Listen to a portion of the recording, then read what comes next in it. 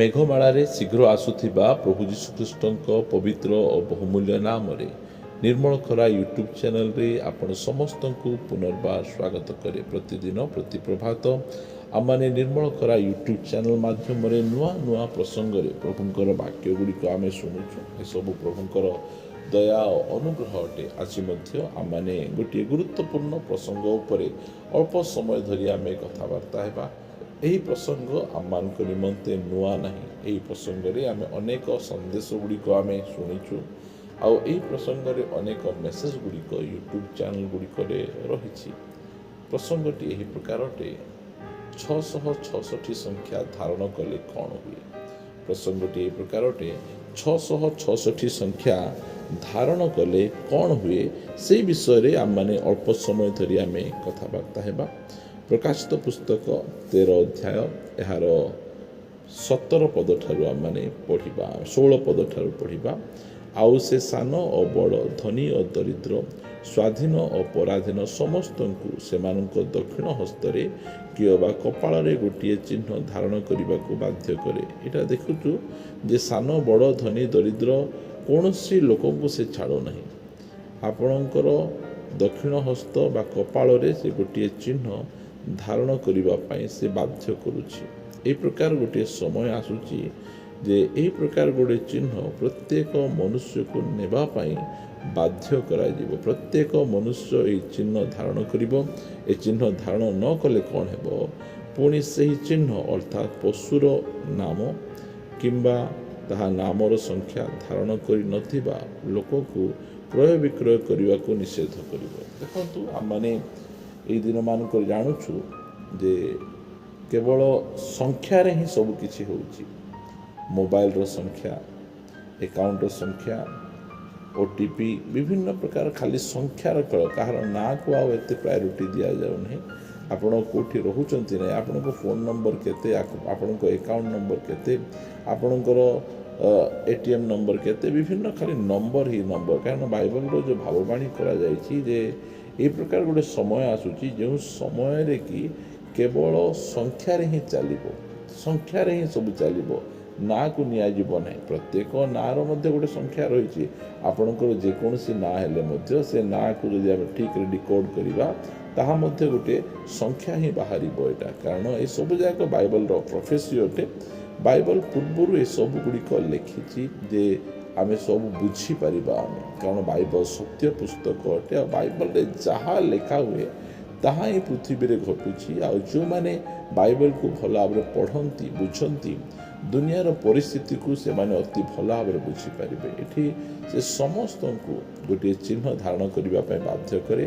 ଆଉ ଯେଉଁମାନେ ସେହି ଚିହ୍ନ ଧାରଣ କରିବେ ନାହିଁ, ଯେଉଁଟାକି ଆମେ ଦେଖୁଛୁ ପଶୁର ଚିହ୍ନ ବା ପଶୁର ନାମ ବା ସେହି ନାମର ସଂଖ୍ୟା ଧାରଣ ନ କଲେ ସେ ଲୋକମାନଙ୍କୁ ଏ ପ୍ରକାର କରିବ, ସେ କ୍ରୟ ବିକ୍ରୟ କରିପାରିବେ ନାହିଁ। ଆପଣ ପାଖରେ ଯେତେ ଟଙ୍କା ଥିଲେ ମଧ୍ୟ ଆପଣ କୌଣସି ଜିନିଷ କିଣିପାରିବେ ନାହିଁ, ଆପଣ କୌଣସି ଜିନିଷ ବିକିପାରିବେ ନାହିଁ। ଆପଣଙ୍କର ଟ୍ରାଞ୍ଜାକ୍ସନ୍ ଟୋଟାଲି ସେ ବନ୍ଦ କରିଦେବ। କାରଣ ବିନା ଟ୍ରାଞ୍ଜାକ୍ସନ୍ରେ ଆମେ ଚଳିପାରିବା ନାହିଁ। ଆମକୁ ସବୁ ସମୟରେ ଟ୍ରାଞ୍ଜାକ୍ସନ୍ ଦରକାର। ଆମେ ପଇସା ନେବା, ପଇସା ଦେବା, କିଣା ବିକା, ଏହା ସବୁ ନହେଲେ ଆମମାନେ ଆମମାନଙ୍କର ଫ୍ୟାମିଲିକୁ ଆମେ ଚଳାଇ ପାରିବା ନାହିଁ। ଆମ ବ୍ୟକ୍ତିଗତ ଜୀବନରେ ଆମେ ଆଗକୁ ବଢ଼ିପାରିବା ନାହିଁ। ସେଥି ନିମନ୍ତେ ସେ ଏହି ପ୍ରକାର କରିବ, ସେ ସଂଖ୍ୟାକୁ ଧାରଣ କରିବା ପାଇଁ ସମସ୍ତଙ୍କୁ ବାଧ୍ୟ କରିବ।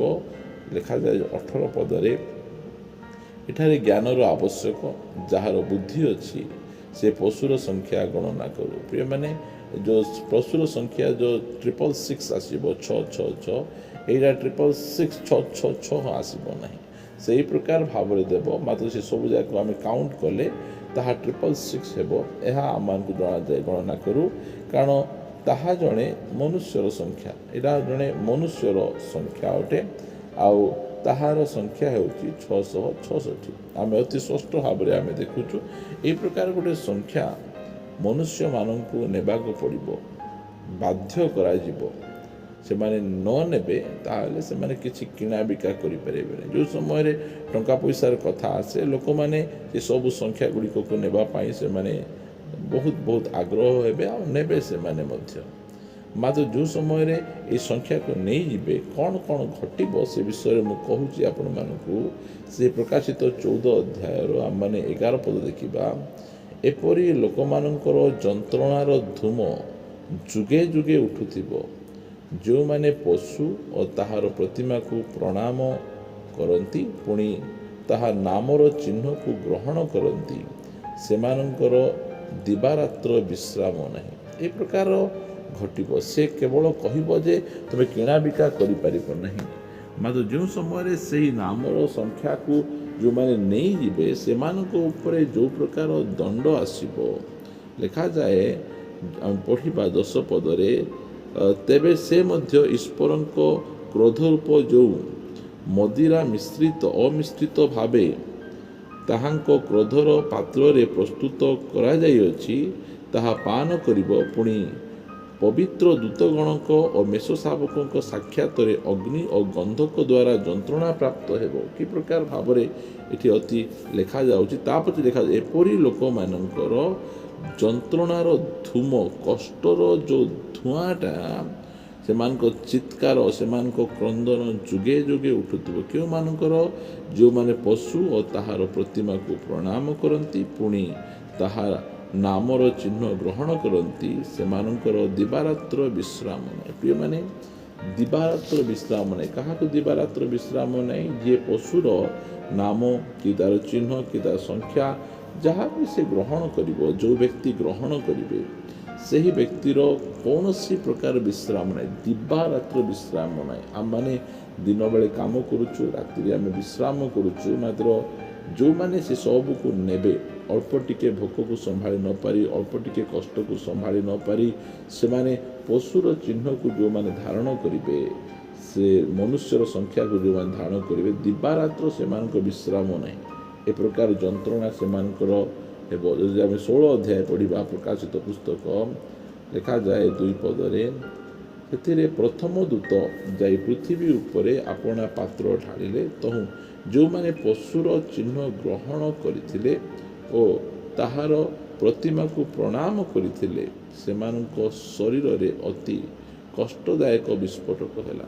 ଏ ତ ସେମାନଙ୍କୁ ବିଶ୍ରାମ ନାହିଁ, ଦିବାରାତ୍ର କଷ୍ଟ ପାଉଛନ୍ତି। ତା ଉପରେ ଆହୁରି ଦଣ୍ଡ ଆସୁଛି, ଦଣ୍ଡ ଉପରେ ଦଣ୍ଡ ସେମାନଙ୍କ ଜୀବନରେ ଆସୁଛି, ଯେ ସେମାନଙ୍କ ଦେହ ସାରା ଏ ପ୍ରକାର କୌଣସି ଗୋଟିଏ ସ୍ଥାନ ରହିବ ନାହିଁ ଯେଉଁ ସ୍ଥାନରେ କି ସେ ବିସ୍ଫୋଟକ ବୋଲି କହିଲେ କଷ୍ଟ ଦେଉଥିବା ପରି ବଥ ସେମାନଙ୍କ ଶରୀର ସାରା ହେଇଯିବ। ପ୍ରିୟ ପ୍ରଭୁଙ୍କ ଲୋକମାନେ, ଆମେ ପ୍ରଭୁଙ୍କର ଅଟୁ।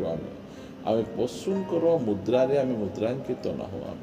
ଆମେ ପବିତ୍ର ଆତ୍ମାଙ୍କ ମୁଦ୍ରାରେ ମୁଦ୍ରାଙ୍କିତ ଅଟୁ। ଆମେ ଏଥିପାଇଁ ଯେଉଁ ପ୍ରକାର ବିଷୟ ଗୁଡ଼ିକ ପୃଥିବୀ ପୃଷ୍ଠରେ ଚାଲିଛି, ଯେ କି ପ୍ରକାର ଭାବରେ ଭଣ୍ଡ ଖ୍ରୀଷ୍ଟର ରାଜ୍ୟ ଆସିବ, ଆଉ ସେ ଲୋକମାନଙ୍କର ଡାହାଣ ହାତ ଆଉ କପାଳରେ ସେ ତାହାର ଚିହ୍ନକୁ ଦେବ।